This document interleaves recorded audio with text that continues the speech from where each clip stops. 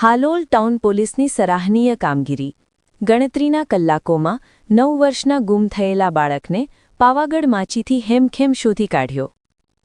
હાલોલમાં રહેતા મનન રીતેશભાઈ પટેલ આજે બપોરે આશરે 3 વાગ્યાના સુમારે સ્ટેશન રોડ પર રહેતા તેના મિત્રના ઘરે જવા નીકળ્યો હતો. ઘણો સમય વીતવા છતાં મનન ઘરે પરત ન ફરતા તેના ચિંતિત માતાપિતાએ શોધખોળ શરૂ કરી હતી. તપાસ કરતા જાણવા મળ્યું હતું કે તે મિત્રના ઘરેથી તો નીકળી ગયો હતો, પરંતુ પોતાના ઘરે પહોંચ્યો ન હતો. આખે ગભરાયેલા માતાપિતાએ હાલોલ ટાઉન પોલીસ સ્ટેશનનો સંપર્ક કર્યો હતો.